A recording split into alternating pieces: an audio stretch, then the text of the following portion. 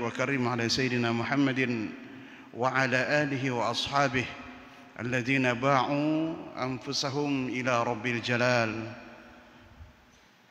أما بعد، alhamdulillah wa syukurillah wa la hawla wa la quwwata illa billahil aliyyil azim. Yang ulun hormati dan ulun muliakan seluruh alim ulama, tokoh masyarakat, para asatizah, wabil khusus panitia Ta'mir Masjid As-Sabirin yang berada bersama kita pada saat yang berbahagia ini, bapak-bapak, ibu-ibu yang dimuliakan oleh Allah Subhanahu wa taala.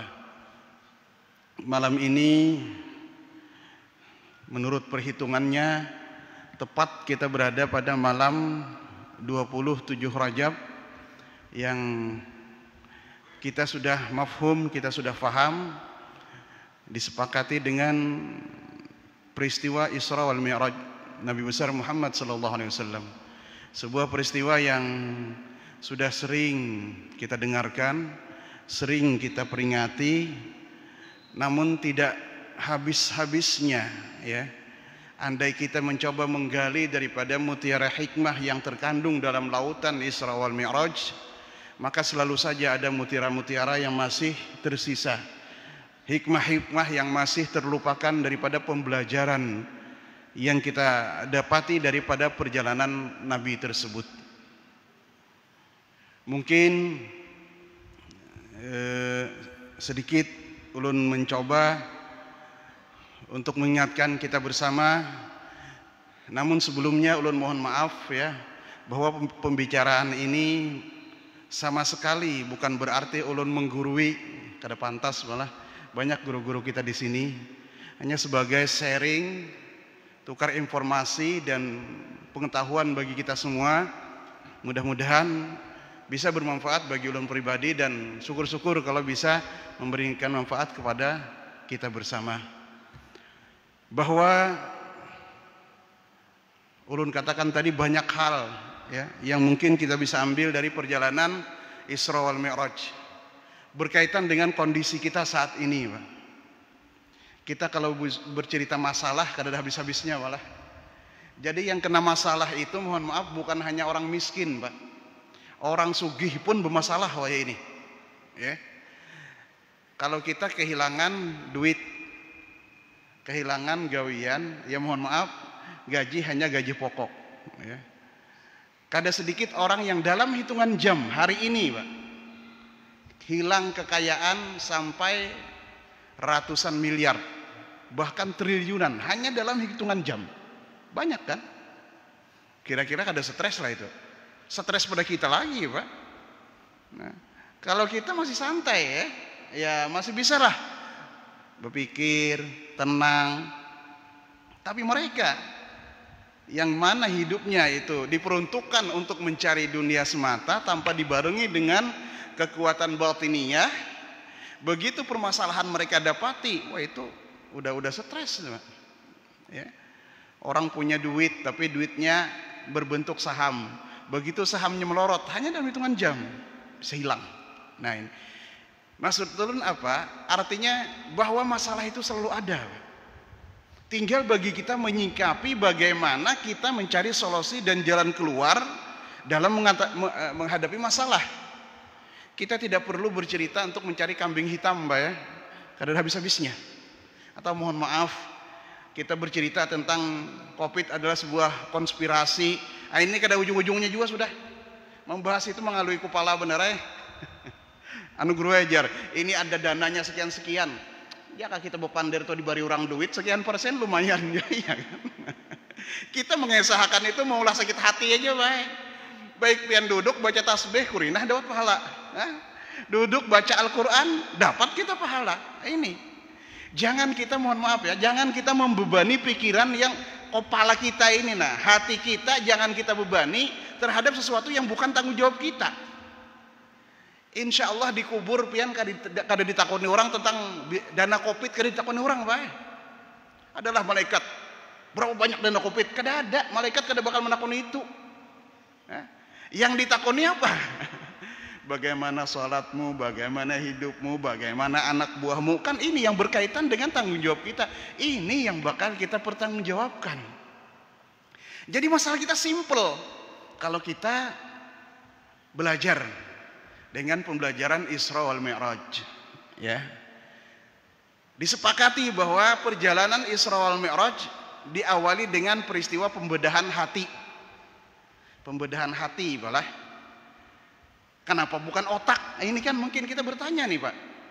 Padahal buah dari pemikiran, ya, hasil karya seseorang biasanya itu bersumber dari hasil pemikiran dan otak serta IQ yang dimiliki seseorang.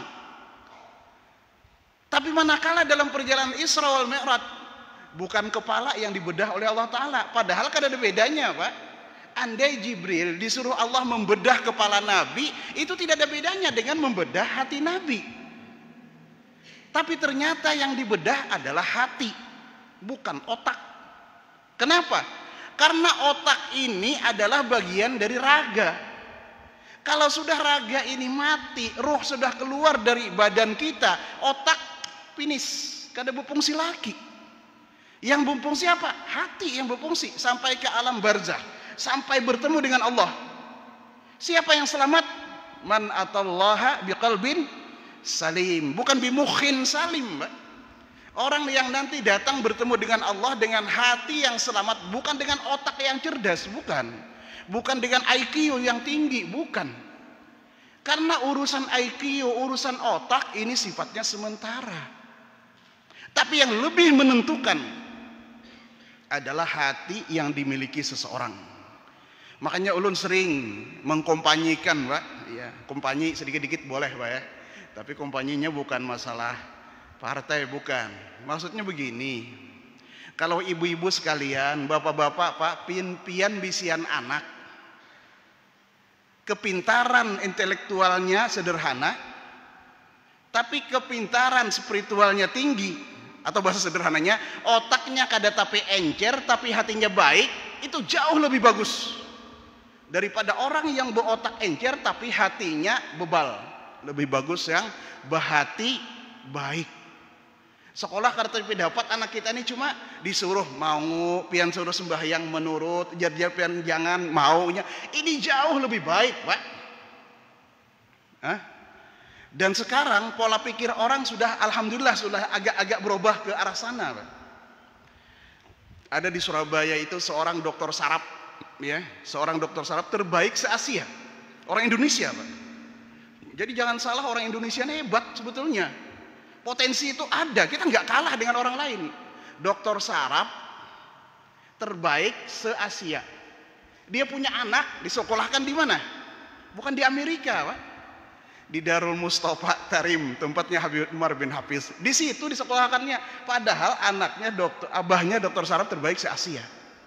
Karena mereka sudah menjalani hidup, ya. Ulun tidak mengatakan bahwa pendidikan umum itu salah, tidak, sama sekali tidak. Tapi manakala kita menjalankan sebuah pendidikan yang mohon maaf ya, penentuan keberhasilan berdasarkan nilai, angka, maka kita juga mendidik anak kita dengan standar keberhasilan karakter, ya. Di samping pendidikan umum, tolong pendidikan agamanya juga diisi. Ini tuh maksudnya lah, jangan sampai kada. Karena kalau sudah hati rusak, ngalih Pak, ngalih.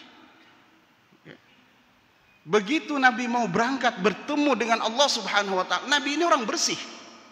Sepakat para ulama bahwa pembedahan itu tidak lain adalah zadahu tuhran al tuhrin, kan begitu, penambahan kesucian di atas kesucian yang dimiliki oleh Nabi SAW. Tidak ada kekotorannya, tidak ada. Tapi bagaimana Allah menjelaskan kepada kita bahwa pentingnya sebuah keberhasilan dalam satu jiwa seseorang, atau bahkan dalam sebuah negara, dalam sebuah tatanan masyarakat, berawal dari hati qalbun salim. Dan inilah yang dibentuk oleh Nabi Pak.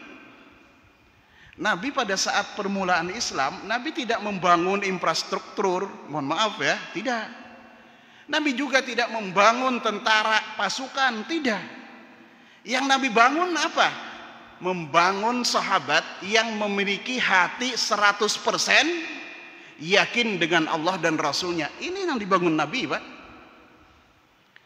Mungkin kita pernah mendengar cerita tentang perang Tabuk, ya. Ada 3 orang sahabat yang tidak ikut perang karena masalahnya koler.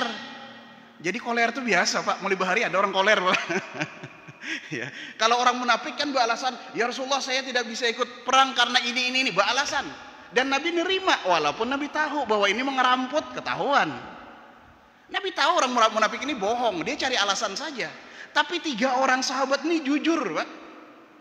Jujur. Ya Rasulullah katanya, kami ini sebetulnya tidak ikut perang bukan karena capek, bukan karena apa, cuman malas. Karena mereka tahu, andai kami bohong ya Rasulullah, pasti sampean tahu juga. Mending jujur aja dah sekalian. Nah, kata Nabi, karena kamu jujur, saya tidak bisa memberikan tanggapan sekarang. Tunggu keputusan Allah.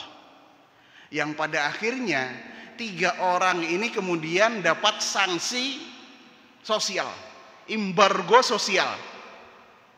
Ujar